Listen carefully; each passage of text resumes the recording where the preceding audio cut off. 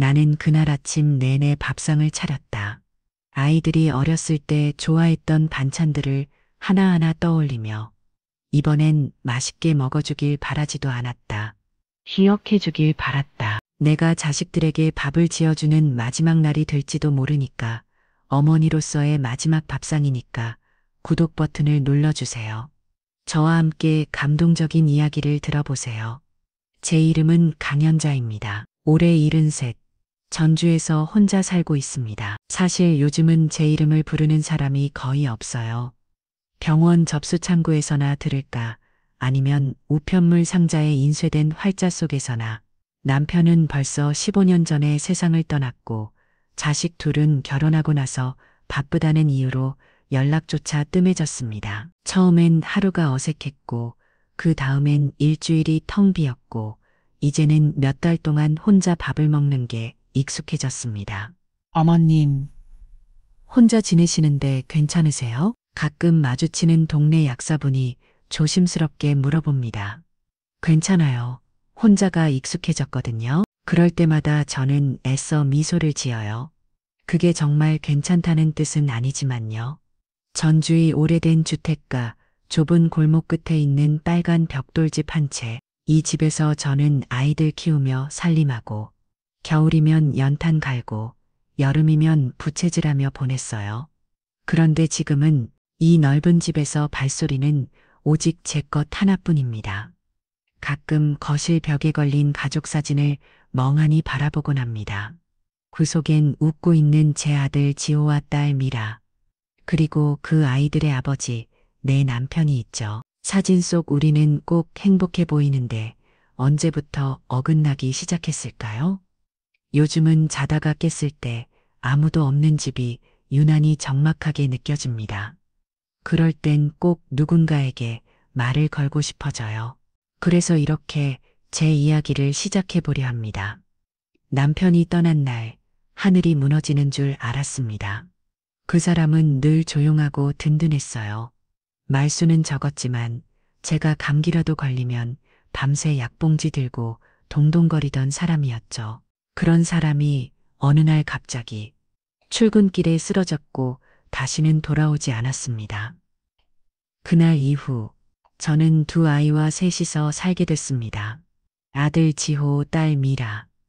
지호는 고등학생이었고 미라는 중학생이었어요. 아이들은 아빠의 빈자리를 감당하기엔 너무 어렸고 저는 그 아이들 앞에서 울 수도 없었습니다. 엄마, 우리 이제 어떻게 해? 그날 밤 미라가 제 무릎에 얼굴을 묻고 엉엉 울던 모습이 아직도 눈에 선해요. 걱정 마, 엄마가 다 할 수 있어. 우린 가족이잖아. 저는 그렇게 말하며 아이들을 안아주었습니다. 속은 무너졌지만 그 아이들이 제 삶의 이유였으니까요. 그 후로 저는 새벽 시장에서 생선을 팔기 시작했습니다. 비린내가 옷에 벨 정도로 매일같이 일했고 손에 물집이 잡히고 터지기를 반복했지만 집에 돌아와 아이들 얼굴만 보면 다 참을 수 있었어요. 지우는 공부를 잘했고 장학금까지 받아 대학에 갔죠.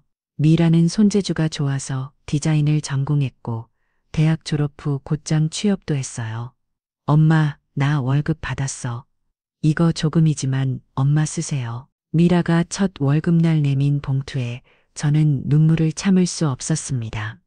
우리 애들 이렇게 잘 컸구나. 그때만 해도 저는 몰랐습니다. 그 아이들이 자라면서 저를 얼마나 멀리 밀어낼지도. 지호는 대기업에 들어갔고 미라는 중견 광고회사에서 팀장이 되었습니다. 남들은 말합니다. 아유, 자식들 잘 키우셨네요. 복 받으셨어요. 웃으며 고개는 끄덕이지만 속으론 대답합니다. 복이요? 그런 건 잘 모르겠네요. 둘 다 사회에서 성공한 사람으로 불릴 만큼 바쁘고 똑똑하고 말도 잘합니다. 하지만 이상하게도 성공할수록 아이들이 점점 멀어졌습니다. 엄마, 나 출장 있어서 못 가요. 미라야, 이번 주말에 집에 올 수 있니? 이번 주도 일정이 꽉 차서 안 될 것 같아요. 다음에 꼭 갈게요. 그 다음이 몇 달째 오지 않았습니다. 전화도 점점 짧아졌습니다. 처음엔 10분, 그 다음은 3분. 나중엔 엄마, 나 지금 회의야. 나중에 다시 걸게요. 그리고 다시 걸려오지 않는 전화. 카카오톡 메시지엔 이틀 지나서야 이모티콘 하나. 엄마, 바빠서 못 봤어요. 물론 바쁠 수 있어요. 그 나이엔 일도 많고 인간관계도 복잡하죠. 그런데요. 하루 1분 정도는 낼 수 있는 거잖아요. 엄마가 보고 싶다는 말, 밥 드셨어요? 라는 질문 한 줄. 그게 그렇게 어려운 말일까요? 어느 순간부터 저는 핸드폰 진동 소리에 괜히 가슴이 뛰었다가 광고 문자라는 걸 확인하고 허탈하게 웃게 됐습니다. 하루, 이틀, 1년, 아이들과의 거리는 물리적인 거리보다 마음의 거리가 더 멀어졌습니다. 그리고 어느 날 저는 깨달았어요. 내가 그 애들 삶에서 무담이 되어버렸다는 걸. 미라는 33이 되던 해에 결혼했습니다. 신랑은 같은 회사 다니던 동료였고 예의 바른 청년이었어요. 처음 인사 왔을 때 제게 큰 절도 하고 잘 부탁드립니다 라고 말하던 그 모습이 아직도 선합니다. 결혼식 날 제 손을 꼭 잡고 엄마, 이제 나 가정을 이루지만 엄마는 언제나 내 첫 번째 가족이야. 그 말에 저는 눈물을 훔치며 고개를 끄덕였죠. 하지만 그날 이후 미라는 점점 연락이 뜸해졌습니다. 미라야, 주말에 엄마네 올래? 아유, 엄마. 요즘 애기 때문에 너무 정신없어요.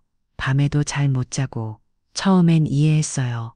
출산, 육아, 얼마나 힘든지 아니까. 그래서 매번 전화를 짧게 끊어도 며칠씩 연락이 없어도 저는 스스로를 다독였죠. 괜찮아. 애 키우다 보면 그럴 수 있지. 근데요, SNS엔 부부 데이트 사진이 올라오고 백화점 푸드코트에서 찍은 가족 사진도 있더라고요. 댓글엔 친구들과 재밌게 수다도 떨고요. 오늘 하루 힐링 완료. 그걸 보고 있자니 가슴이 조금씩 저려왔습니다. 엄마가 보고 싶다는 말 한마디. 이번 주는 내가 밥 해드릴게요. 라는 약속 한 줄. 그건 왜 내 차례가 되면 그렇게 어려운 걸까요? 심지어 명절에도 연락 한 통 없는 해가 있었습니다. 그날 저는 시장에서 떡국떡을 사고 혼자 떡국을 끓였어요. 그리고 그릇을 하나 더 꺼내놓고 결국 그대로 치웠죠. 그 밤에 저는 혼잣말로 중얼거렸습니다. 그래, 딸 가진 복은 없나 보다. 그 말 진짜더라. 지호는 결혼하고 나서 서울로 이사를 갔습니다. 처가 쪽이 강남에 집을 해줬다나 뭐라나. 그 집은 저한테 서울은 어머님처럼 시골분이 오시긴 불편해요. 라고 했던 집이죠. 그래도 저는 지호가 행복하면 괜찮다고 생각했습니다. 그 애는 원래 무뚝뚝한 아이였거든요. 말은 없었지만 속 깊은 아이였고 늘 저를 챙겼던 아들이었어요. 그런 지호가 어느 순간부터 전화도 뜸해졌습니다. 이효야, 바쁘니? 엄마 미안해. 애가 막 울어서 나중에 다시 전화할게. 그 나중은 늘 오지 않았습니다. 처음엔 갓난아기 키우느라 정신없겠거니 했죠. 그래서 제가 먼저 전화를 걸었어요. 애기 사진 좀 보내줘. 보고 싶다. 다음날 겨우 사진 한 장 도착했는데 며느리 이름으로 왔더라고요. 그리고 메시지 하나. 어머님, 애 사진 보내드려요. 바빠서 늦었네요. 그 뒤로는 사진도, 전화도, 심지어 명절 인사도 모두 며느리 통해서만 오기 시작했습니다. 하루는 참다 못해 전화를 걸었어요. 지호야, 너는 왜 요즘 직접 전화도 안 하니? 그때 지호가 뭐라 했는 줄 아세요? 엄마, 우리 집에 너무 자주 연락하지 않으셨으면 해요. 애도 예민하고 와이프도 스트레스 받는다고 해서. 그 말을 듣는 순간 귀가 멍해졌습니다. 그리고 저는 그날 이후 전화번호부에서 지호 이름을 위로 올려본 적이 없습니다. 누르지도 못할 번호를 왜 자꾸 확인하게 되는 걸까요? 그게 어머니라는 존재의 어리석음인지 끝없는 기대 때문인지 저도 잘 모르겠어요. 아요. 사람들은 제가 그냥 조용히 살아온 줄 아나 봐요. 하지만요. 저는 평생 생선 비린내에 절은 사람입니다. 전주 남부시장. 해 뜨기도 전에 나가서 생선 좌판을 펴고 하루 종일 서 있었죠. 겨울엔 손이 얼어 감각도 없고 여름엔 비린내에 땀이 섞여서 옷이 눅눅했어요. 장화 속엔 물이 들어오고 손톱 아래는 늘 생선 가시가 박혀 있었죠. 그래도 저는 하루도 빠지지 않고 일했습니다. 아이들 도시락값, 학원비, 교복비 모두 제 손으로 벌었어요. 이모 오늘 고등어 좋아요? 아유. 이모 생선은 믿고 먹는다니까. 단골 손님들이 그렇게 말해주면 그 순간만큼은 기운이 났습니다. 팔고 남은 생선을 들고 집에 들어오면 지호와 미라가 마중 나왔죠. 엄마, 오늘은 뭐야? 우와, 고등어다. 된장찌개에 먹자. 그 웃음에 저는 다시 다음 날도 힘을 냈습니다. 남들처럼 카페에서 커피 마시고 백화점 가본 적도 없어요. 하지만 시장 끝에 있는 포장마차에서 잔치국수 하나 먹으며 오늘도 잘 버텼다고 스스로를 다독였죠. 그렇게 아이들을 키워냈습니다. 1인 손으로, 맨발로 그리고 오직 사랑 하나로. 그래서 지금 이 고요한 집에서 혼자 앉아 있으면 그때 그 생선 냄새조차 그리워집니다. 작년 봄이었어요. 시장에 장 보러 가던 길, 자전거 타고 내려오다 작은 돌부리에 바퀴가 미끄러졌습니다. 아야, 눈을 떴을 땐 병원 응급실이었고 갈비뼈 2대가 금 같다는 말을 들었습니다. 간호사가 물었어요. 보호자분은 어디 계세요? 순간 대답이 막혔습니다. 아들, 딸이 있지만 지금 여긴 없네요. 그날 밤 병실 천장만 바라보며 누워 있는데 전화기만 계속 쳐다보게 되더라고요. 한참 고민하다가 미라한테 문자를 보냈어요. 엄마가 자전거 타다 넘어져서 병원에 입원했어. 걱정 마. 괜찮아. 1시간, 2시간. 아무 응답이 없었어요. 결국 새벽 1시에 단답형 문자 하나 왔죠. 엄마, 괜찮아? 지호한텐 아예 말도 못 꺼냈습니다. 괜히 또 왜 조심 안 하셨어요? 라는 말 들을까 봐요. 3일 동안 병원 침대에 혼자 누워 있었습니다. 옆침엔 어떤 아줌마가 입원했는데 아들, 딸, 사위, 손주까지 돌아가며 오더라고요. 그 모습을 보며 웃었어요. 속은 씁쓸했지만요. 퇴원하는 날 간호사가 말했습니다. 어머님 보호자 없이 이렇게 혼자 퇴원하시는 분 드물어요. 대단하세요. 그 말에 그냥 고마워요 하고 웃었죠. 하지만 병원 문 나서는 순간 눈물이 쏟아졌습니다. 그날 집에 돌아와 거울을 봤는데 거기엔 내가 알던 엄마가 아니라 그저 혼자 늙어가는 여자 한 명이 서 있었습니다. 제 70번째 생일이었습니다. 사실 아무도 기억하지 않을 거라는 건 알고 있었어요. 그래도 혹시나 싶어 며칠 전부터 핸드폰을 더 자주 들여다봤습니다. 카카오톡 프로필에 생일 풍선 하나쯤은 뜨지 않을까, 문자 하나쯤은 오지 않을까 싶어서요. 결국 아무것도 없었습니다. 그날 아침 시장 갔다 오는 길에 케이크 하나 사들고 왔습니다. 작고 초라한 카스텔라 케이크였지만 혼자 먹을 거니까 이 정도면 충분하지 하고 스스로 위로했죠. 냉장고에서 우유 꺼내고 케이크 접시에 올리고 딱 한 번 초를 켜봤습니다. 70이라는 숫자, 불빛이 흔들릴 때 문득 생각났어요. 내가 여기까지 어떻게 왔지? 그때 초인종이 울렸습니다. 띵동. 문을 열었더니 옆집에 사는 박 할머니가 서 있더라고요. 손에 작은 봉투 하나를 들고 오늘이 생신이라면서요. 이거 손주가 만든 카드인데 어르신 드리고 싶다고 해서요. 카드에는 삐뚤빼뚤한 글씨로 이렇게 적혀 있었어요. 할머니, 생일 축하해요. 오래오래 건강하세요. 그 한 줄에 눈물이 터졌습니다. 박 할머니가 놀라서 물었어요. 왜 울어요, 어르신? 생일에 누가 축하해 준 게 정말 오랜만이라서요. 그날 저는 혼자 케이크를 자르고, 혼자 노래를 부르고, 혼자 촛불을 껐습니다. 하지만 그 작은 카드 덕분에 마음만큼은 혼자가 아니었습니다. 그날 밤, 저는 방 안에 혼자 앉아 있었습니다. 창밖엔 봄비가 조용히 내리고 있었고, 케이크 상자는 아직도 식탁 위에 덩그러니 남아 있었죠. 혼자 노래 부르고, 혼자 촛불 끄고, 혼자 생일 축하합니다. 하던 그 순간이 자꾸 떠올랐습니다. 눈물이 왈칵 쏟아졌지만 저는 얼른 손등으로 닦아냈어요. 울긴 왜 울어? 애들이 바쁜 거지. 그렇게 스스로를 달래며 중얼거렸습니다. 지호는 회사 일도 많고 애도 아직 어려서 미라도 둘째 임신했다 했잖아. 다들 바쁜 시기야. 그런데요. 그 바쁨이라는 말이 왜 이렇게 사람 마음을 허무하게 만들까요? 내가 평생 손이 부르트도록 일해 키운 아이들인데 이제는 그 아이들 마음속에 엄마라는 단어조차 들어갈 틈이 없는 건가 싶었습니다.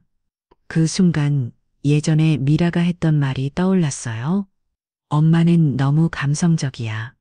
요즘 세상엔 그런 거 별로 중요하지 않아요. 감성? 정말 그런 걸까요?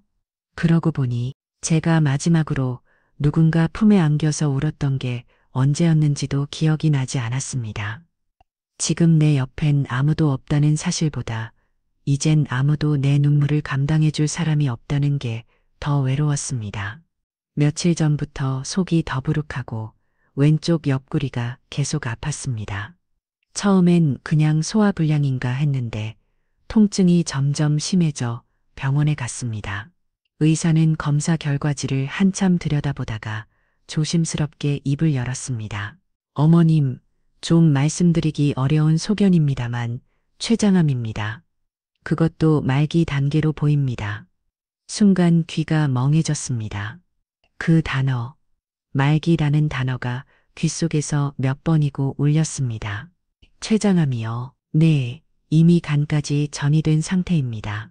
수술은 어렵고 항암 치료로 연명은 가능하지만 솔직히 시간은 많이 남지 않으셨어요. 그 말을 듣는 순간 저는 묘하게 차분해졌습니다. 놀랍게도 눈물도 나오지 않았고 아무 말도 할 수 없었습니다. 의사는 제 눈치를 보며 말했습니다. 혹시 가족분들은 가족 그 단어가 가슴을 파고들었습니다. 가족은 있는데요. 지금은 다들 멀리 있어서요. 제가 알아서 할게요. 의사는 안쓰러운 눈빛으로 고개를 끄덕였고 저는 처방전과 함께 병실을 나섰습니다. 밖엔 봄바람이 불고 있었습니다. 사람들은 벚꽃 사진을 찍고 웃고 있었고 저는 병원 계단에 주저앉아 하늘을 바라봤습니다. 이게 내 인생의 끝이라면 나는 지금까지 제대로 살아온 걸까? 그때 처음으로 진짜 외로움이 뼛속까지 차오르는 기분이 들었습니다. 그날 병원에서 나와 집까지 어떻게 걸어왔는지 기억도 나지 않습니다. 나는 누구에게도 말하지 않았습니다. 지호에게도, 미라에게도, 동네 지인에게도 괜히 말해서 뭘 해, 걱정한다고 달라질 것도 없는데 그렇게 스스로를 설득했습니다. 눈물도 나오지 않았습니다.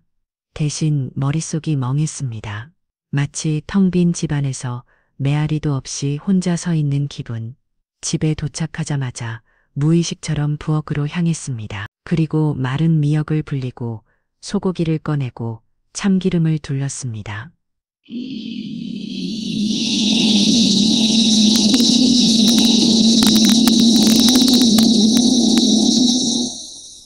생일도 아닌데 끓고 있는 냄비에서 김이 올라오자 그제야 저는 조용히 앉아 국을 바라봤습니다. 그 국은 사실 제 생일을 챙겨준 사람이 아무도 없던 해 혼자 끓여 먹던 그 미역국과 똑같았습니다. 숟가락을 들고 국 한 입을 떠먹는데 목이 메었습니다. 뜨거운 국물인데도 속은 더 시렸습니다. 그 국 한 그릇이 지금 제 인생을 닮아 있었습니다. 고요하고 뜨겁고 짠내 나고 그리고 너무 늦은 위로처럼 느껴졌습니다. 그날 밤 나는 오래된 서랍장에서 노란 봉투와 낡은 편지지를 꺼냈습니다. 그리고 책상에 앉아 조심스럽게 펜을 들었습니다. 지호야, 첫 문장을 쓰기까지 한참이 걸렸습니다. 손이 떨렸습니다. 눈은 흐릿했고 마음은 더 흐렸습니다. 그래도 써야 했습니다. 언젠가 이 편지를 보게 될 그 애들이 엄마가 뭐라도 남기고 갔구나 생각할 수 있게 지호에게, 지호야, 엄마는 너한테 늘 든든한 아들이라 생각했단다. 말수는 적었지만 속 깊고 책임감 강한 네 모습이 늘 자랑스러웠지. 너무 무거운 짐지게 하지 않으려고 엄마는 아픈 것도 혼자 사기려 했어. 근데 있지. 사실은 엄마도 누군가에게 기대고 싶을 때가 있었단다. 지금은 그냥 너무 보고 싶다. 그 말만 남기고 싶어. 미라에게, 미라야. 네가 어릴 적 엄마, 나 커서 엄마랑 살래. 라고 말하던 목소리가 아직도 귀에 맴돈다. 시간이 흐르면서 너는 너만의 세상을 가졌고 엄마는 점점 너의 배경이 되었단다. 엄마는 네 행복이 가장 소중했어. 그래서 늘 참았고 기다렸고 이해하려 했어. 하지만 있지, 가끔은 나도 네가 먼저 찾는 사람이었으면 했단다. 두 통의 편지를 쓰고 나니 손목이 아팠습니다. 하지만 이상하게도 마음은 조금 가벼워졌습니다. 그날 밤 저는 두 편지를 베개 옆에 두고 잠이 들었습니다. 마치 누군가에게 마지막 이야기를 건넨 사람처럼 며칠을 고민했습니다. 지금이 아니면 영영 기회가 없을지도 몰라. 그래서 조심스럽게 전화를 걸었습니다. 먼저 지호에게, 지호야, 이번 주말에 잠깐 집에 올 수 있겠니? 엄마가 중요한 얘기를 좀 하고 싶어서. 중요한 얘기요? 무슨 일 있으세요? 지호의 목소리는 여전히 건조했지만 저는 애써 웃으며 말했습니다. 걱정 마. 그냥 가족끼리 밥 한 번 먹자는 거야. 그 다음은 미라. 미라야, 이번 주말에 올 수 있어? 엄마가 좀 특별한 밥상을 차려보려고 해. 두준 우니 먹은 곤약 냉장어에. 저는 요즘 애기 때문에 정신없는데 잠깐은 갈 수 있을지도 몰라요. 무슨 일인데요? 밥 먹으면서 얘기하자. 그냥 엄마가 조금은 마음 정리하고 싶은 게 있어서. 둘 다 한참 뜸을 들이다가 결국 대답했습니다. 네, 알겠어요. 그럼 잠깐 들를게요. 전화를 끊고 난 후 제 마음도 갈피를 잡기 어려웠습니다. 기대? 아니요, 그보다는 그냥 이 사람들이 내 밥을 마지막으로 한 번은 먹어주겠지. 그런 바람뿐이었어요. 그리고 그날을 위해 저는 며칠 전부터 식재료를 준비하기 시작했습니다. 지호가 좋아하던 장어구이, 미라가 자주 찾던 묵은지찜, 손주들을 위해 계란말이까지. 싱크대 앞에 서서 손질하며 중얼거렸습니다. 이게 마지막이면 맛있게 먹어줘야 할 텐데. 그건 단순한 식사가 아니었습니다. 제 모든 시간을, 사랑을, 추억을 담은 인생의 마지막 상차림이었습니다. 에칼츠데이슨, 이웨 이저세 이티키스, 에츠푸, 에수 부조스, 에츠푸 페이키스, 에츠푸 페이키스, 에츠푸 페이키스, 에츠푸 페이키스. 우리 그날 시간 될 수 있도록 노력해 볼게요. 그 말 분명 노력해 볼게였지 갈게요는 아니었습니다. 하지만 저는 애써 의미를 부여하지 않으려 했습니다. 그래, 애 키우는 입장에서 바쁘겠지.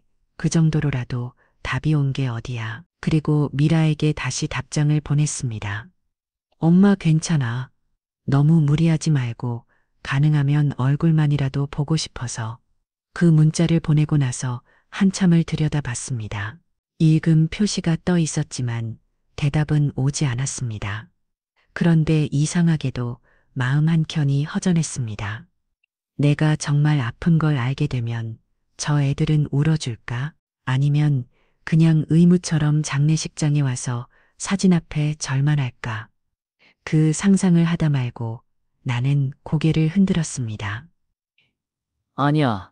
그런 마음으로 부른 거 아니잖아. 그냥 같이 밥 한 번 먹자는 거였잖아. 그 말을 스스로에게 되뇌이며 냉장고에서 다시 반찬들을 꺼냈습니다. 계란은 2판이나 샀고 미역은 3시간 동안 불려놓았죠. 그 때문이었을까요? 그날따라 손끝이 유난히 따뜻했습니다. 그 따뜻함이 혹시 내가 지금 마지막으로 전할 수 있는 온기일지도 모르겠다 생각하며 그 다음 날 아침 일찍부터 장을 봐야겠다고 마음먹고 커피를 한 잔 내리고 있는데 휴대폰이 조용히 울렸습니다. 보낸 사람, 지호 메시지 내용, 이응가 단 2글자. 휙과 이응가 한참을 그 화면만 들여다봤습니다. 읽음 표시도 없었고 더 이상 말도 없었습니다. 그래도 온다 그 말이겠지? 억지로 웃어보려 했지만 가슴 한켠이 묘하게 시려왔습니다. 예전엔 무슨 일이든 엄마 내가 갈게요 하고 바쁜 와중에도 잠깐 얼굴 비추러 오던 아들이었는데 지금은 그 이응 하나에도 의미를 붙이며 위로받아야 할 만큼 우린 멀어진 걸까요? 그래도 전 다시 답장을 보냈습니다. 고마워. 그날 된장찌개 끓여 놓을게. 오랜만에 같이 밥 먹자. 보내놓고도 계속 창을 들여다봤지만 답장은 오지 않았습니다.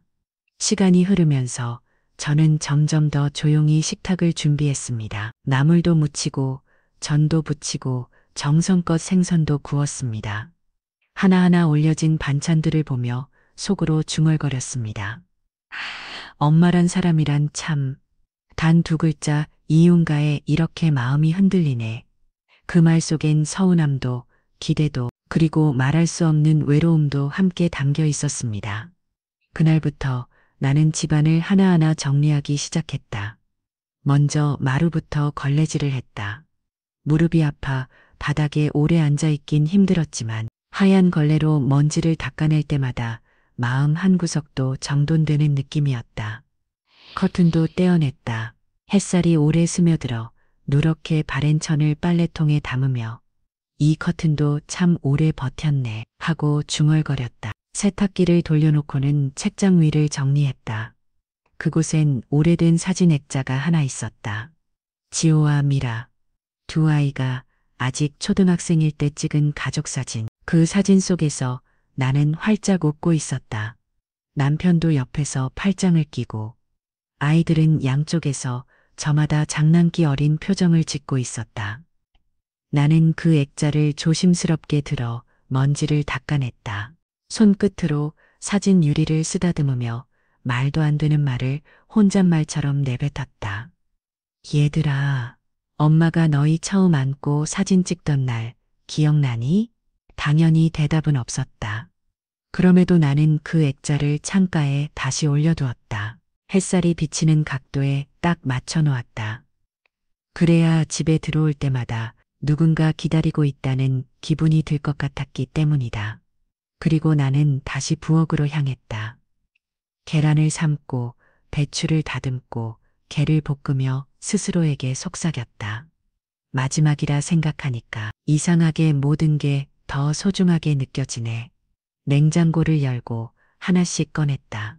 김치를 손질하고 조기 2마리를 손질해서 노릇하게 구웠다. 쌀은 평소보다 더 정성껏 씻어서 밥솥에 앉혔다. 그리고 마지막엔 미역국. 소고기를 볶다가 미역을 넣고 오래도록 우려낸 육수에 천천히 끓였다. 이거 다 너희들이 어릴 적 좋아하던 거야. 작게 중얼거리며 국물을 한 숟갈 떠봤다. 조금 잡잘했지만 그 짠맛마저도 아이들의 기억 속에 있을까 싶었다. 지호는 매번 조기 구운 거 앞에서 젓가락을 들지도 않고 엄마, 이거 머리 쪽 안 먹어. 그냥 살만 발라줘. 라고 했었다. 그 말이 생각나. 나는 아예 머리 부분을 잘라내고 살만 깔끔하게 발라 작은 접시에 담았다. 미라는 김치찌개보다 오히려 맑은 된장국이나 미역국을 더 좋아했다. 엄마 미역국은 밥 말아야 맛있어. 그 아이가 그렇게 말하며 국에 밥 말아 먹던 모습이 눈앞에 그려졌다. 김치는 김장할 때 직접 담갔던 걸 꺼냈다. 익은 정도가 딱 좋았다. 잘 익은 김치를 잘게 썰어 내놓으며 이건 엄마가 담근 마지막 김치일 수도 있겠구나. 그 생각이 스치자 괜히 목이 메었다. 식탁 위에 하나씩 반찬을 올려두고는 의자를 하나씩 닦았다. 3개, 나, 지호, 미라, 셋이서 앉아 밥을 먹을 날이 다시 올 거라고는 생각 못했지만 그래도 오늘 하루만큼은 엄마인 내가 너희 앞에 따뜻한 밥을 내주고 싶었어. 그 말이 마음속에 울려 퍼지며 나는 마지막으로 주방 창문을 열었다. 바람이 들어오고 햇살이 식탁 위로 조용히 내려앉았다. 반찬을 모두 상 위에 올리고 나니 거실 시계가 오후 2시를 가리키고 있었다. 나는 천천히 안방으로 들어가 서랍 속 깊숙이 넣어두었던 옷을 꺼냈다. 연분홍빛 고운 저고리. 예전에 명절이나 특별한 날만 입던 옷이었다. 하지만 오늘은 나만의 명절 같은 날이었다. 그 위에 꽃무늬가 박힌 낡은 앞치마를 걸었다. 그리고 거울 앞에 앉아 머리를 천천히 빗어 올렸다. 예전 장날마다 하던 습관처럼 뒤통수에 단정히 쪽을 틀고 핀을 꽂았다. 거울 속에는 주름이 깊게 패고 머리가 희끗희끗한 여인이 앉아 있었다. 하지만 그 눈빛만큼은 30년 전 아이들을 위해 반찬을 만들던 그 엄마의 눈과 다르지 않았다. 그래, 오늘은 손님 오는 날이지. 나는 스스로에게 말을 건넸다. 예쁘게 하고 앉아 있어야지. 한참 만에 보는 얼굴들인데 엄마가 너무 수척해 보이면 안 되니까. 립스틱은 바르지 않았지만 입꼬리를 올리며 미소 연습도 해봤다. 괜히 울먹거리면 안 돼. 그냥 평소처럼 아무 일 없는 것처럼 그렇게 거울을 보며 몇 번이고 연습했다. 그리고 다시 부엌으로 나와 식탁 주위를 한 바퀴 돌며 정리를 마쳤다. 좋아. 이제 정말 다 됐어. 이제 남은 건 아이들이 문을 열고 들어오는 순간뿐이었다. 딩동, 초인종 소리가 울렸다. 나는 순간 가슴이 덜컥 내려앉았다. 왔구나. 앞치마를 정리하고 현관으로 천천히 걸어갔다. 문을 열자 지호가 서 있었다. 그 뒤로는 며느리와 손자가 따라섰다. 왔구나, 지호야. 나는 미소를 지으며 인사했다. 왔어요. 지호는 짧게 대답했고 눈빛은 어딘가 무뚝뚝했다. 며느리는 어색한 미소를 지었고 손자는 엄마 치마폭 뒤에 숨었다.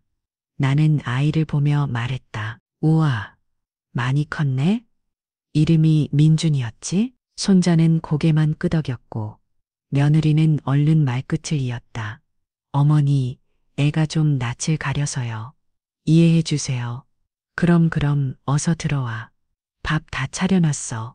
신발장을 지나 거실로 들어오자 지호는 한숨을 쉬며 주위를 둘러보았다. 이렇게까지 안 해도 되는데 엄마, 요즘도 혼자 다 하세요? 나는 웃으며 말했다. 그럼 아직은 거뜬해. 오늘은 특별한 날이니까. 그 말에 지호는 잠깐 고개를 끄덕였지만 이내 다시 굳은 얼굴로 말했다. 근데 도대체 무슨 중요한 얘긴데요?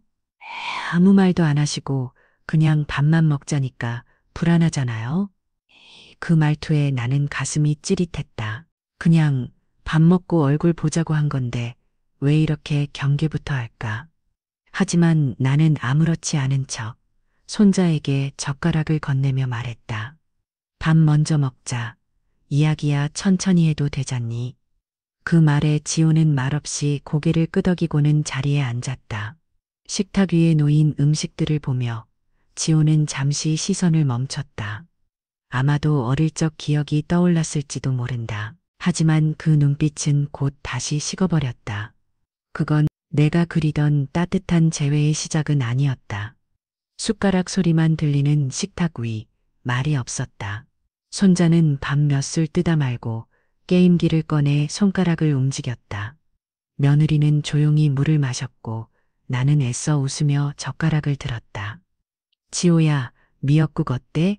예전처럼 끓여봤어. 지호는 국을 한 술 뜨고는 고개를 살짝 끄덕였다. 괜찮아요. 그 말도 어쩐지 형식처럼 들렸다. 잠시 후 그는 숟가락을 내려놓고 내 쪽을 보며 입을 열었다. 근데 엄마, 응? 정말 아무 일도 없는데 우리 이렇게 다 불러서 밥 먹자고 하신 거예요? 그 말에 나는 손이 멈췄다. 표정은 바꾸지 않았지만 마음속은 크게 흔들렸다. 지호는 말을 이었다. 요즘 일도 바쁘고 애도 어리고 시간 내기 쉽지 않은 거 아시잖아요? 그렇지, 알지.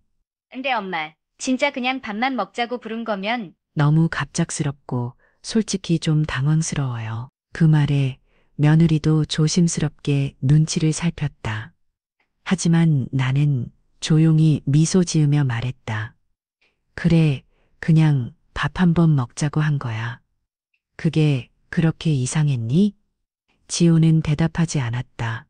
그저 고개를 살짝 돌리고 식탁 위에 놓인 반찬들을 멍하니 바라봤다.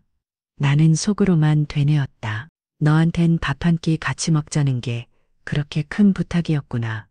그리고 마음속 깊은 곳에서 작게, 아주 작게 무너지는 소리를 들었다. 문이 다시 울렸다. 띵동.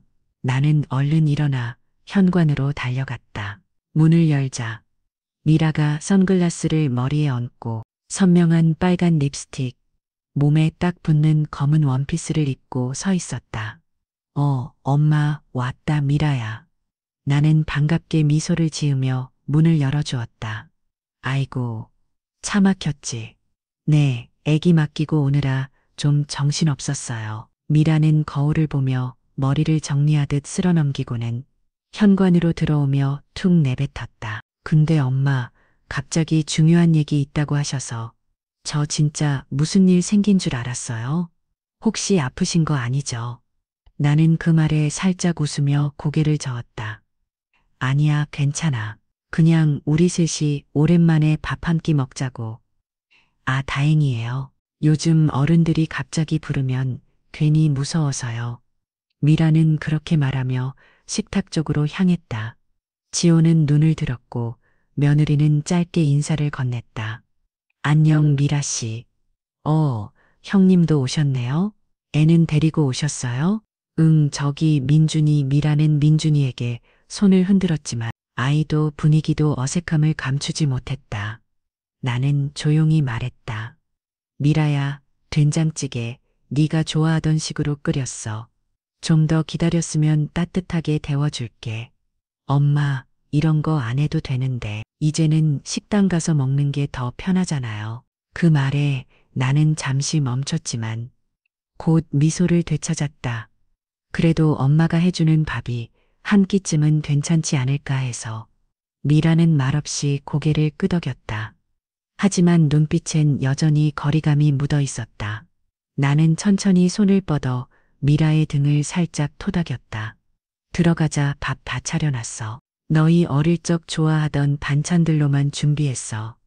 미라는 가볍게 웃으며 대답했다. 엄마는 아직도 그런 걸 기억하시네. 그럼 엄마잖아. 나는 최대한 평소처럼 웃으며 식탁으로 돌아왔다. 지호는 여전히 말없이 젓가락을 움직이고 있었고 며느리는 민준이를 챙기느라 정신이 없었다. 미라야, 여기 앉아. 네 자리 비워뒀지. 나는 미라 앞에 밥과 국을 놓아주었다. 그릇이 딸그락 부딪히는 소리가 생각보다 크게 울렸다. 미역국도 네가 좋아하던 식으로 끓였어. 소고기는 얇게 썰고 간은 심심하게. 미라는 숟가락을 들어 국을 한 입 떠봤다. 옛날 맛이네. 진짜 엄마네 집 밥이네요. 그 말에 나는 웃었다. 그치? 너 어릴 때 이거 먹으면서 밥 2공기씩 먹었잖아. 헤헤. 기억도 안 나요. 미라는 웃었지만 그 웃음 속에 묘한 거리감이 있었다. 나는 아무렇지 않은 척 다시 말했다. 자, 다들 많이 먹어. 오늘은 엄마가 정성껏 한 밥이니까. 그 말 속엔 이게 마지막일 수도 있어. 라는 속마음이 숨어 있었지만 나는 끝끝내 말하지 않았다. 그저 웃으며 아이들이 밥을 먹는 모습을 조용히 바라보았다. 숟가락 소리, 조용히 흐르는 김치찌개의 김. 누구도 큰 소리로 말하지 않았지만 그 고요한 공간은 어딘가 모르게 무거웠다.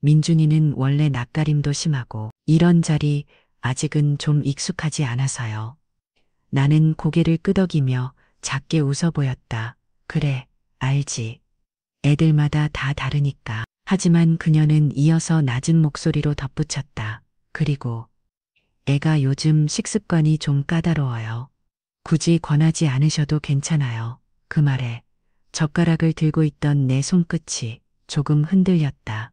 응, 미안해. 나는 그냥 이게 네 아빠 어릴 적 좋아하던 거라서. 나는 그 말을 끝내며 조심스럽게 웃었다. 하지만 속에서는 네 정성이 부담이구나 하는 생각이 스며들었다. 며느리는 다시 민준이 쪽으로 몸을 돌렸고 나는 식탁 위에 놓인 반찬들 사이에서 내 젓가락을 천천히 내려놓았다. 내가 만든 음식들이 누군가에겐 추억이지만 또 다른 누군가에겐 그저 낯선 부담일 수 있다는 걸 나는 그제야 조금씩 실감하고 있었다. 그 순간 이 조용한 밥상이 더 이상 가족의 공간이 아니라 방문자를 위한 접대처럼 느껴졌다. 나는 천천히 고개를 끄덕이며 억지로라도 입꼬리를 올렸다. 그래, 할머니가 괜히 성급했네. 미안해, 민준아. 말끝이 조금 떨렸다. 그건 내가 의도한 감정이 아니었지만 감추려 해도 눈빛에 다 드러나는 법이다. 지호는 아무 말이 없었고 며느리는 민준이 옆에 앉아 조용히 반찬을 집어주고 있었다. 나는 그저 그 순간이 흘러가길 바라는 마음으로 숟가락을 국에 천천히 담갔다. 엄마가 괜히 오버했지 뭐. 다 컸는데 먹기 싫으면 안 먹어도 돼. 그 말에 미라도 멋쩍게 웃으며 말했다. 엄마, 요즘은 다 그래요. 우리도 애 밥 먹일 때 힘들어요. 애가 자기 입맛 정확하거든요. 나는 그렇구나. 하며 맞장구를 쳤다. 하지만 그 웃음은 입술만 움직였을 뿐 가슴은 조금씩 얼어붙고 있었다. 한때는 이 손으로 아들 먹이고 딸 이유식도 만들어가며 키웠는데 지금은 강요하지 마세요. 애가 익숙하지 않아서요. 그 말들이 왜 이리 뼈에 사무치게 박히는 걸까? 나는 물컵을 들어 한 모금 삼켰다. 그리고 아무 일 없다는 듯이 다시 조심스레 밥을 떴다. 그 순간 그저 내가 해줄 수 있는 건 응, 할머니가 실수했어. 그 한마디뿐이었다. 식사를 마친 후 나는 조용히 자리에서 일어났다. 다들 잠깐만 기다려봐. 엄마가 오늘 준비한 게 하나 있어. 미라는 입을 닦으며 물었다. 뭔데요, 엄마? 나는 웃으며 안방으로 들어갔다가 작은 유리병 하나와 예쁜 잔들을 들고 나왔다. 이거 예전에 담근 매실주야. 내 아빠 살아계실 때 같이 마셨던 건데 오늘은 우리끼리 한번 나눠 마셔볼까 해서. 지호는 당황한 얼굴로 말했다. 엄마, 나 운전해야 되는데. 알아, 한 잔만 기념 삼아서. 나는 이미 잔에 조금씩 따라 놓으며 차례차례 앞에 놓았다. 미라야, 너도 예전에 매실주 좋아했잖아. 네, 그땐 혼자 살 때요. 애 낳고 나서는 입에도 안 대요. 그 말에 나는 웃으며 미라 앞잔에 매실주를 반쯤만 채웠다. 괜찮아, 향만 맡아도 돼. 마지막으로 민준이에게는 작은 유리컵 대신 주스잔에 매실청만 타서 내밀었다. 우리 민준이는 매실청 몸에 좋아. 아이도 모르게 고개를 끄덕이며 컵을 받아들었다. 나는 다시 자리로 돌아와 내 잔을 들고 조용히 말했다. 오늘 이렇게 다들 와줘서 고맙다. 진짜 고맙다. 그 말에 지호와 미라도 서로 눈빛을 주고받으며 조심스럽게 잔을 들었다. 엄마가 이렇게까지 하실 줄은 몰랐네요. 나는 그 말에 작게 웃으며 덧붙였다. 이 나이가 되면 말이야. 누굴 부르는 것도 함께 밥 먹는 것도 마음 단단히 먹어야 할 일이더라. 그리고 나는 그 잔을 천천히 들고 한 모금 넘겼다. 그 찰나의 정적 속에서 무언가 달라질 예감이 스치듯 지나갔다. 나는 잔을 내려놓으며 천천히 미소 지었다. 오늘 엄마 진짜 기뻐. 이렇게 너희 둘 다 한자리에 있는 게 도대체 몇 년 만인지 모르겠네. 말끝이 살짝 떨렸지만 나는 최대한 담담하게 말했다. 지호는 어색한 듯 고개를 끄덕였고 미라는 조용히 잔을 돌리며 술을 바라봤다. 엄마, 갑자기 왜 이래요? 기념일도 아닌데. 나는 웃으며 고개를 저었다. 기념일이 아니니까 더 소중하지. 우리가 이렇게 얼굴 맞대고 밥 먹는 게 이젠 마음 먹지 않으면 못하는 일이잖아. 잠깐 정적이 흘렀다. 나는 그 정적 속에서 천천히 말을 이었다. 지호야, 미라야. 사실 오늘 너희 부른 이유 그냥 밥 먹자는 게 다는 아니었어. 그 순간 지호의 젓가락이 멈췄고 미라의 눈썹이 살짝 찌푸려졌다. 나는 그 반응을 보며 조용히 웃었다. 너무 무겁게 생각하지 마. 그냥 엄마가 하고 싶은 말이 있어서 그런 거니까. 그 말을 하며 나는 눈앞에 앉은 아이들의 얼굴을 오래도록 바라보았다. 그 시선 속에는 사랑도, 서운함도, 그리고 마지막을 준비하는 차분한 결심도 담겨 있었다. 나는 잠시 말을 멈췄다. 그리고 다시 잔을 천천히 들며 조용히 입을 열었다. 왜냐하면 이게 엄마가 너희한테 해주는 마지막 밥상이거든. 그 말에 숟가락 소리가 멎었다. 지호가 멍하니 나를 쳐다봤고 미라는 잔을 내려놓으며 물었다. 무슨 말이에요? 엄마, 왜 마지막이에요? 나는 고개를 숙인 채 작은 웃음을 지으며 말했다. 그냥 이젠 힘들더라. 몸도 그렇고 마음도 그렇고. 지호가 당황한 목소리로 물었다. 엄마, 어디 아파요? 왜 갑자기 이런 말을? 나는 눈을 맞추지 않고 부드럽게 대답했다. 아니야, 그냥 살면서 한 번쯤 내가 제일 사랑하는 사람들 다 모아서 한 끼 같이 먹고 싶었어. 그게 오늘이야. 미라는 말을 잊지 못하고 나를 바라봤고 지호는 이마를 짚은 채 잠시 고개를 떨고 왔다. 나는 손을 모아 무릎 위에 얹으며 천천히 숨을 내쉬었다. 그래서 그런 거야. 이 자리가 나한텐 그 어떤 기념일보다 소중해. 그 순간 식탁 위의 감도는 공기는 달라졌다. 익숙하되 낯선 감정, 무심했던 밥상이 갑자기 뭉클하게 다가왔다. 그래서 오늘이 마지막이야. 그 말을 끝내자 식탁 위는 숨이 멎은 듯 조용해졌다. 누구 하나 말하지 않았다. 지호도, 미라도, 심지어 민준이조차 게임기를 내려놓고 나를 바라봤다. 나는 그 침묵 속에서 숟가락을 천천히 내려놓았다. 기대했던 반응은 아니었다. 엄마, 무슨 말씀이세요? 아프시면 병원 가야죠. 왜 이런 걸 혼자 결정하세요? 그 어떤 말도, 그 어떤 위로도 없었다. 그저 조용히 마치 누가 정지 버튼을 눌러놓은 것처럼 식탁은 멈춰 있었다. 나는 괜찮은 척 잔을 다시 집어들었다. 다들 너무 놀랐지. 괜히 분위기 무겁게 해서 미안해. 그냥 마음속에 있던 말을 꺼낸 것뿐이야. 하지만 그 말에도 반응은 없었다. 지호는 손으로 잔을 굴리며 무언가 생각에 잠긴 듯했고 미라는 입술을 꾹 다물고 있었다. 나는 속으로 생각했다. 그래, 이게 지금 우리 가족의 거리구나. 엄마가 마지막 밥상이라 말해도 아무 말 못하는 이 거리감. 하지만 그렇다고 해서 후회하진 않았다. 이 침묵조차도 어쩌면 우리가 진짜로 마주한 순간이니까. 나는 한 모금 더 매실 줄을 넘기고 차분한 목소리로 말을 이었다. 다음 주에 입원해. 병원에서 정해준 날짜가 그때라. 그제야 미라가 고개를 들었다. 입원이요? 무슨 일이에요, 엄마? 아까 괜찮다고 했잖아요. 나는 살짝 웃었다. 괜찮다고 한 건 그냥 겁먹지 말라고 한 말이야. 지호도 잔을 내려놓으며 물었다. 정확히 어디가 안 좋으신데요? 병원 어디예요? 나는 두 손을 가지런히 모으고 대답했다. 췌장암이래. 말기가 아니라 다행이라고 했지만 그래도 수술이 필요하대. 그 말에 미라가 작게 숨을 들이켰고 지호는 잠시 아무 말 없이 고개를 떨궜다. 나는 애써 미소 지으며 덧붙였다. 그래도 의사 말로는 운 좋으면 수술 잘 끝날 수도 있다고 하더라. 걱정 말고 그냥 잘 먹고 잘 쉬는 게 중요하대. 잠시 후 미라가 나직이 말했다. 왜 이제야 말씀하신 거예요? 나는 고개를 끄덕이며 작게 웃었다. 오늘 말하려고. 오늘 아니면 용기 못 냈을 것 같아서. 그리고는 눈앞의 식탁을 바라보며 말했다.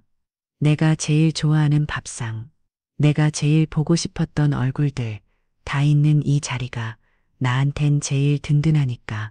이 말에 식탁 위의 공기는 더 무거워졌고 잔잔한 흔들림이 가족 모두의 가슴 속에 퍼져갔다. 나는 고개를 들고 두 아이의 눈을 똑바로 바라보며 말했다. 엄마, 암이래, 췌장암, 말기래. 그 순간 식탁 위 시간이 멈춘 듯했다. 지호는 입을 열려다 멈췄고 미라는 숟가락을 떨어뜨렸다. 말기, 미라가 눈을 크게 뜨고 되물었다. 나는 조용히 고개를 끄덕였다. 응, 그냥 오래된 거였대. 그동안 너무 무시했나 봐. 지호가 입술을 깨물며 중얼거렸다. 그런데 왜 지금에서야 말하세요? 그동안 아무 말도 없이 혼자. 나는 손을 들어 그 말을 막았다. 엄마는 괜찮아. 정말이야. 그리고는 다시 잔을 들어. 떨리는 손으로 한 모금 삼켰다. 오늘 이 자리가 엄마한텐 마지막 식사일 수도 있고 아니면 새로 시작하는 밥상일 수도 있어. 근데 그건 이제 엄마가 정할 수 없는 거더라. 나는 아이들을 바라보며 작게 하지만 또렷하게 말했다. 그래서 오늘 말했어. 너희 두 사람 다 있는 지금, 엄마가 가장 사랑하는 순간에. 그제야 식탁에 묘한 울림이 퍼졌다. 미라의 눈가엔 이미 눈물이 고여 있었고 지호는 그 눈빛만으로도 수없이 많은 감정을 억누르고 있었다. 순간 집안의 공기가 완전히 얼어붙었다. 방금 전까지 흐르던 대화도, 매실주의 은은한 향도, 심지어 민준이의 숨소리마저 멈춘 것 같았다. 지호는 눈을 감은 채 잔을 꼭 쥐고 있었다. 미라는 고개를 푹 숙인 채 입술을 깨물고 있었고 아무도 아무 말도 하지 않았다. 마치 누가 리모컨으로 이 장면의 소리를 꺼버린 것처럼 그저 고요함만이 방안을 짓눌렀다. 나는 그 고요 속에서 가만히 식탁을 바라봤다. 직접 만든 밑반찬, 정성 들여 구운 고등어, 막 퍼낸 따뜻한 밥, 그 모든 것들이 순식간에 의미를 잃어버린 듯한 느낌이었다. 하지만 나는 애써 담담하게 입을 열었다. 괜찮아. 너무 무겁게 생각하지 마. 엄마는 그냥 이 얘기를 하고 싶었을 뿐이야. 그러나 내 목소리는 내 마음과는 달리 미세하게 떨리고 있었다. 그 떨림이 식탁을 가로지르며 지호와 미라의 심장을 톡톡 두드리는 듯했다. 그리고 그 고요함은 그 누구보다 가족이기에 더 길고 더 깊게 스며들고 있었다. 그 정적을 깬 건 미라였다. 그녀는 갑자기 의자에서 벌떡 일어나더니 두 손으로 입을 막으며 울음을 터뜨렸다. 왜 이제서야 말하세요, 엄마? 왜 혼자서 다 감당하고 있었어요? 그 눈물은 단순한 충격이 아니었다. 그 안엔 죄책감, 미안함, 그리고 알 수 없는 후회가 뒤엉켜 있었다. 나는 손사래를 치며 작게 웃으려 했지만 입꼬리가 제대로 올라가지 않았다. 그냥 바쁘잖아. 너도 아이 키우고 생활하느라 힘들 텐데. 그게 무슨 말이에요? 미라는 울먹이며 소리쳤다. 엄마가 아프다는데, 엄마가 죽을 수도 있다는데. 그걸 왜 우리한테 숨겨요? 왜 혼자서? 그 말에 지호도 얼굴을 돌려 창밖을 바라봤다. 그는 말이 없었다. 하지만 손등 위로 떨어지는 눈물 한 방울이 모든 감정을 말해주고 있었다. 나는 조용히 자리에서 일어나 미라의 어깨를 감싸 안았다. 괜찮아, 딸아. 지금이라도 말했잖아. 너무 늦기 전에. 그 말에 미라는 더욱 크게 울기 시작했고 그 울음소리가 오랜 시간 닫혀있던 가족의 벽을 조금씩 무너뜨리기 시작했다. 그때 지호가 입을 열었다. 그는 아까부터 아무 말도 하지 않았고 고개만 숙인 채 한참을 앉아 있었는데 엄마, 지금 뭐라고 하셨어요? 목소리는 낮았지만 그 안에 담긴 떨림은 분명하게 느껴졌다. 나는 천천히 그를 바라보며 말했다. 췌장암이래, 말기야. 다음 주에 수술 들어가. 지호는 나를 멍하니 바라보며 숨을 크게 들이켰다. 그걸 지금에서야 말하시는 거예요? 응, 나는 조용히 고개를 끄덕였다. 그동안 혼자 참고 계셨던 거예요? 지호는 이마를 짚으며 눈을 질끈 감았다.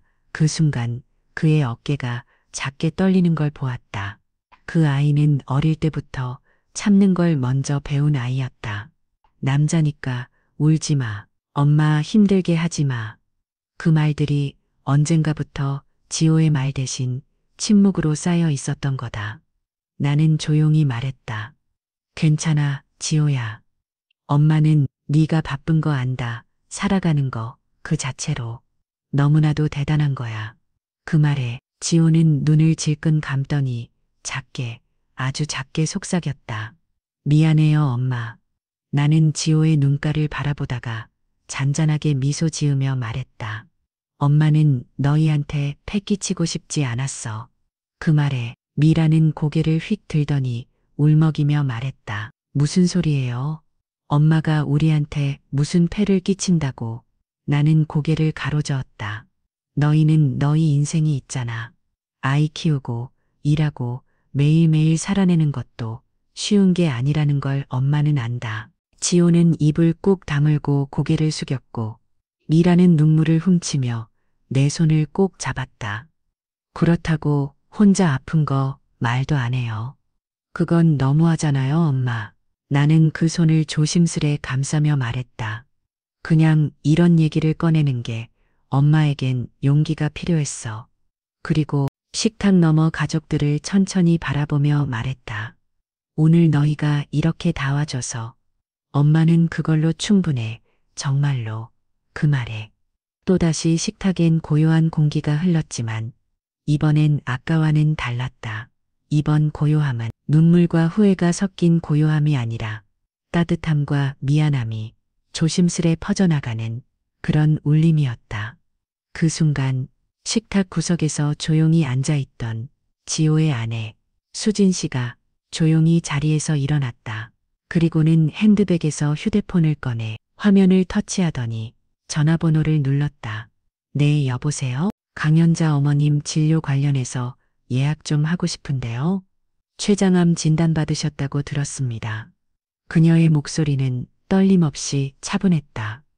그러나 그 차분함 안엔 묘한 책임감과 집중력이 스며 있었다. 나는 놀라서 그녀를 바라봤다.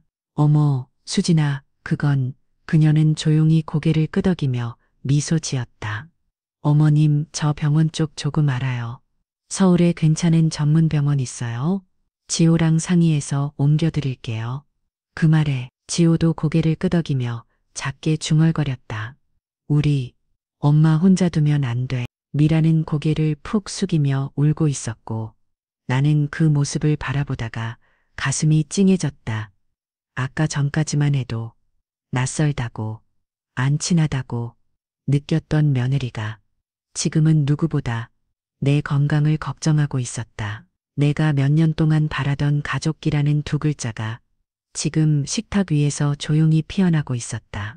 나는 수진이가 통화를 끝내려는 순간 조용히 손을 들었다. 수진아, 괜찮아. 굳이 그럴 필요 없어. 모두의 시선이 한순간에 내게 쏠렸다. 엄마, 무슨 말씀이세요? 지호가 당황한 듯 물었다. 나는 작게 숨을 내쉬고 말했다. 치료 안 할 거야. 미라는 눈을 동그랗게 뜨고 소리쳤다. 왜요? 지금이라도 시작하면 늦지 않을 수도 있잖아요. 우린 아직 아무것도 안 했는데. 나는 고개를 천천히 저었다. 이미 너무 퍼졌대. 몸도 버틸 수 있을지 모르겠고 치료한다고 해서 예전처럼 건강하게 지낼 수 있는 것도 아니래. 지호가 말없이 주먹을 꼭 쥐었고 수지는 말을 잇지 못하고 나를 바라봤다. 나는 미소 지으며 덧붙였다. 그리고 솔직히 말해서 이제는 좀 쉬고 싶어. 이제 와서 또 병원 침대에 누워서 혼자 주사 맞고 수술하고 그게 나한테는 더 무서운 일이야. 그 말에 미라가 울먹이며 말했다. 그래도 엄마. 우린 아직 엄마랑 하고 싶은 게 많아요. 나는 조용히 고개를 끄덕이며 딸의 손등을 살며 시스다듬었다. 그래서 지금 말한 거야. 지금 이 순간이 내겐 제일 소중하니까. 나는 식탁을 바라보다가 천천히 입을 열었다. 나는 그냥 오늘처럼 이렇게 한 끼 같이 먹고 싶었어. 예전처럼 말이야.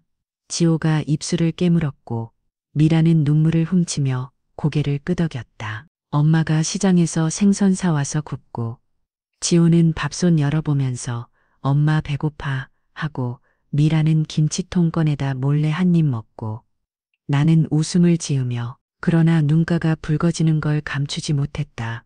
그땐 힘들었어도 매일매일 같이 먹는 밥상이 있었잖아. 그게 나한텐 전부였어. 수진이 조용히 말했다. 어머님, 이제라도 우리 같이 자주 밥 먹어요. 제가 자주 올게요. 나는 그녀를 바라보며 고맙다는 듯 고개를 끄덕였다. 고맙다, 수진아. 근데 오늘이 마지막일 수도 있어서 엄마 욕심 좀 부렸어. 제일 좋아하는 반찬으로 딱 한 끼. 그 순간 식탁에 앉은 모든 사람이 더는 젓가락을 들지 못하고 그 말을 가슴속에 꼭 껴안은 듯 침묵만 흘렀다. 나는 조용히 술잔을 내려놓고 천천히 두 손을 모았다. 그리고 엄마 하나 결심한 게 있어. 그 순간 식탁에 앉은 모두가 숨을 죽였다. 지호는 잔을 내려놓고 정면을 바라봤고 미라는 나도 모르게 입술을 꼭 깨물며 눈을 피했다. 나는 그 둘을 번갈아 보며 조용히 말을 이었다. 이 얘긴 지금 이 자리에서 꼭 하고 싶었어. 나중에 후회하기 싫어서. 지호가 살짝 몸을 앞으로 숙이며 말했다. 무슨 말씀이신데요? 엄마, 미라도 나지막하게 속삭였다. 설마 이상한 생각은 아니죠. 나는 고개를 저으며 작은 미소를 지었다. 아니야, 그냥 이제는 내 인생의 마지막을 조금 더 정리하고 싶다는 거야. 그 말에 둘의 눈빛이 다시 긴장으로 굳어졌다. 이제 진짜로 뭔가 중요한 얘기가 나오려는 분위기였다. 나는 잠시 숨을 고르더니 단호하게 말했다. 엄마 가진 재산, 집이랑 통장 다 전주에 있는 자선 요양원으로 기부했어. 순간 시간이 멈춘 듯했다. 지호는 숟가락을 놓으며 정지한 사람처럼 얼어붙었고 미라는 입을 벌린 채 말을 잇지 못했다. 뭐라고요, 엄마? 지호가 어렵게 목소리를 짜냈다. 그게 무슨 말이에요? 다 기부했다고요? 나는 천천히 고개를 끄덕였다.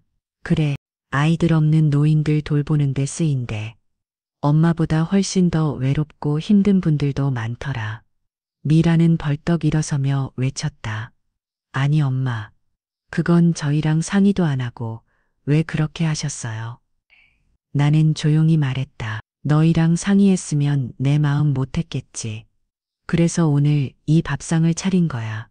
그 말에 식탁 위에 흐르던 공기가 한순간에 무너졌다.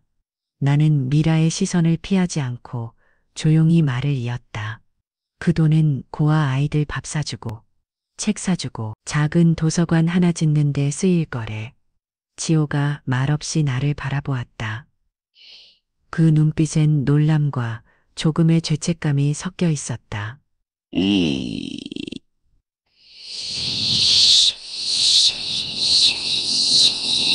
나 어릴 때 책 한 권 구경도 못했어. 장날에 버려진 찢어진 종이도 아껴가며 읽었거든. 그래서 나 같은 아이 없게 하고 싶었어.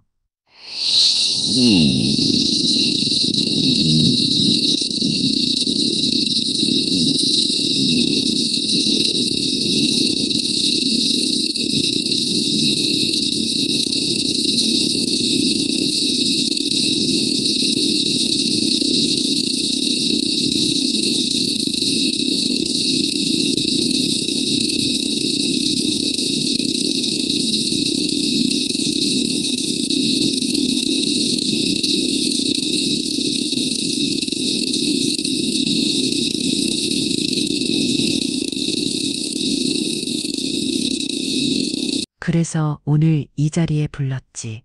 엄마가 왜 그렇게 했는지 직접 말하고 싶었어. 그리고 다시 식탁 위엔 말 대신 묵직한 공기만 감돌았다. 나는 한참을 침묵하다가 마지막으로 덧붙였다. 그래서 엄마는 너희한테 아무것도 남기지 않았어. 지호는 그 말을 듣고 눈에 띄게 얼굴이 굳어졌고 미라는 고개를 푹 숙였다. 아무것도요? 지호가 어렵게 묻자 나는 담담히 고개를 끄덕였다. 그래, 집도 통장도 보험도 하나도 없어. 엄마가 떠나고 나면 정말 아무것도 남지 않을 거야. 수지는 어색하게 미소 지으려다 말없이 고개를 떨궜다. 나는 조용히 말을 이었다. 근데 있잖니. 이 한 끼 식사는 남길 수 있을 것 같아. 내가 마지막으로 가장 아끼던 사람들과 먹은 밥상. 그 기억은 남아주겠지. 그 말에 식탁 위의 공기는 더는 담담함이 아니었다. 그건 슬픔과 미안함, 그리고 늦은 후회의 무게였다. 나는 천천히 둘을 바라보며 작은 미소를 지었다. 엄마가 그렇게 한 건 미워서가 아니야. 정말 이제는 너희한테 그게 필요 없을 것 같아서. 지호가 조용히 중얼였다.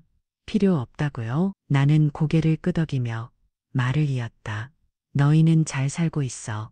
집도 있고 가족도 있고 무엇보다 엄마 없이도 살 수 있는 힘이 생겼잖아. 미라의 눈엔 눈물이 가득 고였고 입술을 꼭 다문 채 아무 말도 하지 못했다. 그 반면에 세상 어딘가엔 진짜로 아무도 없는 사람들도 있어. 그 사람들한테 내 마지막 걸 조금 나눠주고 싶었을 뿐이야. 나는 두 아이의 눈을 보며 한 번 더 천천히 말했다. 그러니까 오해하지 마. 엄마가 미워서 그런 게 아니야. 정말 아니야. 그 순간 미라가 조용히 고개를 끄덕였고 지호도 아무 말 없이 물잔을 들이켰다. 나는 조금 망설이다가 조용히 그러나 또렷하게 말했다. 너희는 엄마가 필요 없었잖아. 그런데 왜 엄마의 유산은 필요하니? 순간 지호와 미라의 표정이 완전히 굳어졌다. 나는 시선을 피하지 않고 말을 이었다. 엄마 생일에도 안 왔고 병원에 입원했을 때도 아무도 안 왔고 그런데 이제 와서 엄마가 남긴 게 뭐냐고 묻는 건 목소리가 떨리기 시작했다. 그건 너무 입속만 따지는 거잖아. 지호는 입을 열려다 아무 말도 하지 못했고 미라는 눈물을 흘리며 고개를 떨궜다. 그동안 엄마가 그저 거기 있어 주길 바랬던 거야?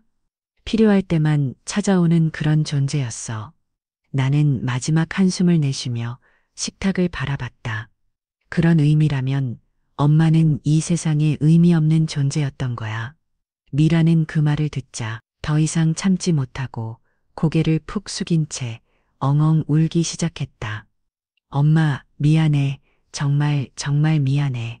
그녀의 어깨는 아이처럼 덜덜 떨리고 있었고 그 울음소리는 식탁 위 모든 공기를 무겁게 만들었다. 반면에 지호는 아무 말 없이 입술을 꾹 다문 채 자리에서 벌떡 일어났다. 의자는 바닥을 밀치며 날카로운 소리를 냈고 지호는 조용히 현관으로 향했다. 지호야, 미라가 흐느끼며 불렀지만 지호는 문을 열고 아무 말 없이 나가버렸다. 그 문이 탁 하고 닫히는 소리에 식탁 위의 시간도 멈춰버린 듯했다. 나는 그 뒷모습을 오래도록 바라보다 작게 중얼거렸다. 아직도 내 말이 너무 무거운 거니. 식탁 위에는 남은 반찬들과 덜 먹은 밥그릇, 비워진 술잔만이 조용히 자리를 지키고 있었다. 나는 천천히 자리에서 일어나 말없이 그릇을 모았다. 미라는 울음을 멈추지 못하고 있었지만 나는 아무 말도 하지 않았다. 조용히 젓가락을 모으고 국물을 비우고 빈 접시를 부엌으로 옮겼다. 물 틀고 설거지를 하며 손끝에 닿는 그릇들의 온기를 느끼는데 왠지 그 온기가 이제 곧 사라질 것만 같았다.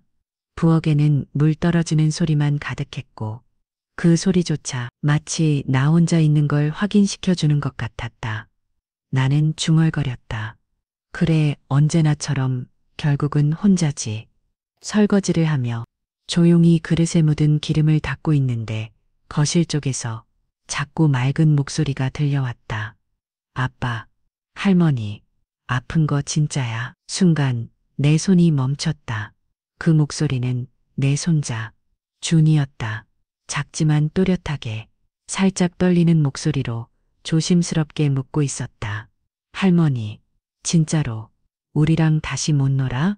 나는 싱크대 앞에 멈춰서서 두 눈을 감았다. 그 어린아이의 질문이 그 누구의 말보다 가슴을 찔렀다. 뒤에서 미라가 작게 숨을 들이쉬는 소리가 들렸고 준이의 엄마가 뭔가 말하려다 입을 다문 듯한 정적이 흘렀다.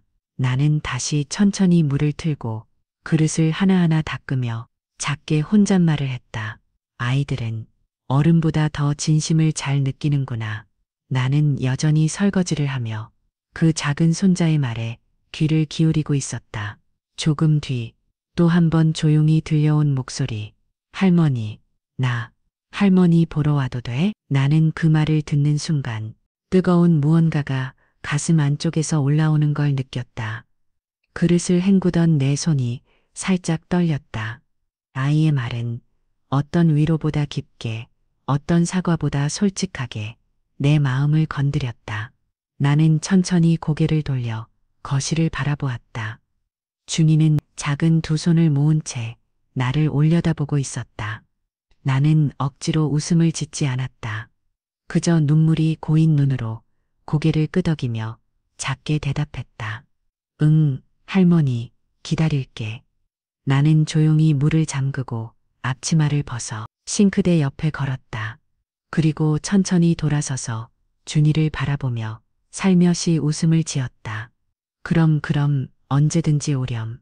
보고 싶을 때, 아무 때나. 내 목소리는 떨렸지만 그 안엔 따뜻함이 가득했다. 준이는 눈을 반짝이며 작게 고개를 끄덕였다. 약속해요. 나는 고개를 끄덕이며 손을 내밀었다. 약속.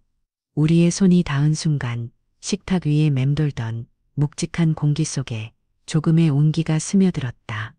그 따뜻함은 길 잃은 가족의 중심을 조금씩 다시 이어주는 첫 시작 같았다. 그날의 식사는 진짜로 마지막이었는지도 모른다. 하지만 아이의 한마디, 작은 손의 온기 하나가 이 집안에 다시 숨결을 불어넣었다. 사람들은 말한다.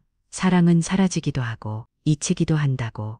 하지만 나는 안다. 사랑은 조금만 따뜻하게 불러주면 다시 깨어나는 거라고.